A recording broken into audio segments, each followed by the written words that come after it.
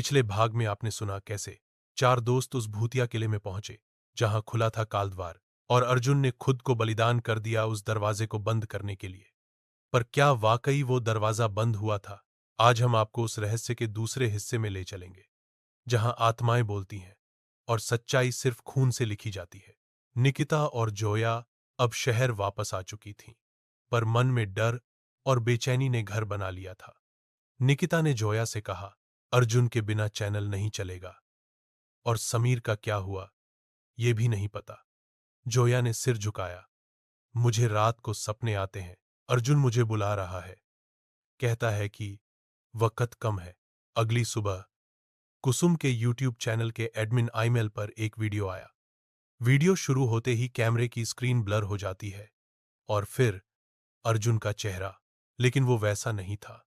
उसकी आंखें काली और चेहरा बुझा हुआ। वो बस इतना कहता है, वो आ चुके हैं, आत्माओं की सभा शुरू हो गई है।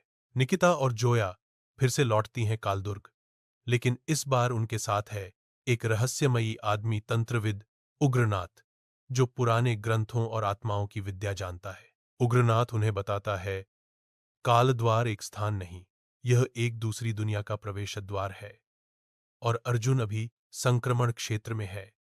अगर समय रहते उसे बाहर नहीं निकाला गया तो वो आत्माओं का हिस्सा बन जाएगा। किले में प्रवेश करते ही एक नई सुरंग खुल जाती है जो पिछले दरवाजे से नीचे की ओर जाती है।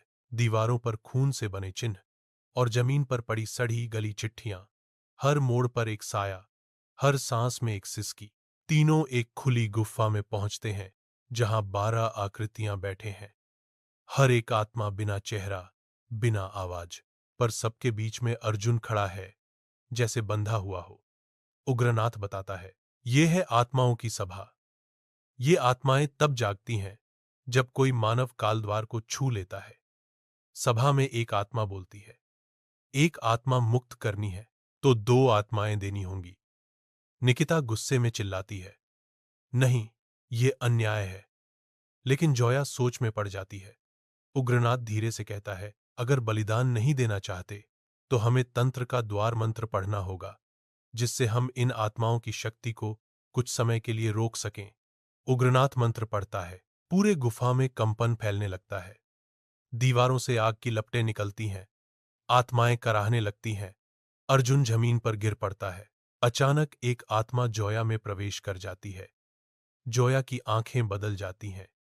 वो बोलती है, मैं अब जोया नहीं, मैं कालकाया हूं, जो द्वार के पार राज करती है। निकिता जोया को रोकने की कोशिश करती है। उग्रनाथ एक रुद्राक्ष तावीज निकालता है और जोया के माथे पर छूता है। जोया चीखती है, तुम मुझे नहीं रोक सकते, मैं सबको अपने साथ ले जाऊंगी। तभी अर्जुन, जो अब चेतना में है, धीरे से कहता है, जोया, अगर तुम सुन सकती हो तो मुझे अपना हाथ दे दो।